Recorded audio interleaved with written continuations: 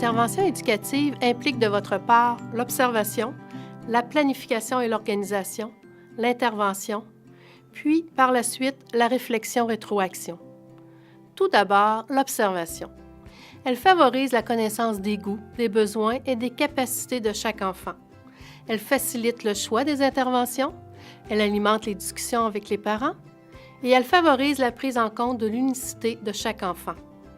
L'observation permet de mieux connaître l'enfant, entre autres ses goûts, ses intérêts et sa nature.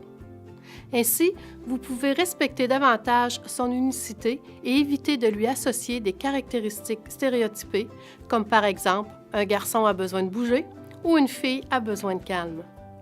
Ensuite vient la planification et l'organisation. Cette étape favorise la planification d'activités et d'interventions qui répondront aux besoins et aux goûts des enfants. L'équilibre dans les activités en termes de diversification, la sélection du matériel et la préparation adéquate de l'environnement physique de façon à ce que les activités se déroulent sans encombre. Par la suite, c'est la phase d'intervention qui favorise l'accompagnement des enfants dans leur activité et qui peut soutenir aux besoins les enfants et les encourager. Plus spécifiquement, l'intervention démocratique favorise le libre choix de l'enfant et l'incite à participer aux décisions, dans la mesure de ses capacités et dans le respect de certaines règles de conduite et de sécurité. Il est important de soutenir l'enfant sans porter de jugement, tout en lui permettant d'élargir ses champs d'intérêt et en misant sur ses forces.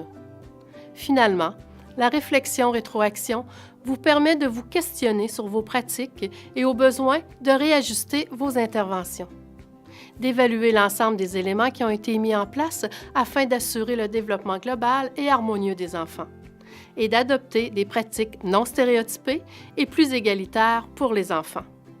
Est-ce que vous encouragez tous les enfants également vers toutes les activités, les lieux et les jouets?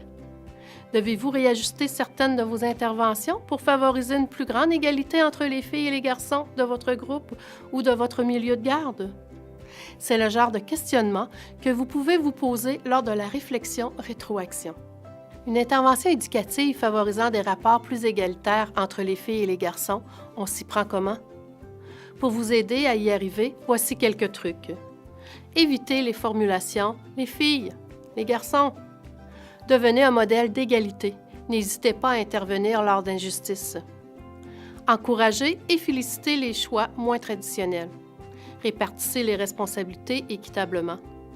Achetez et utilisez votre matériel éducatif en vous référant à la grille d'observation « Les livres et les jouets ont-ils un sexe ?»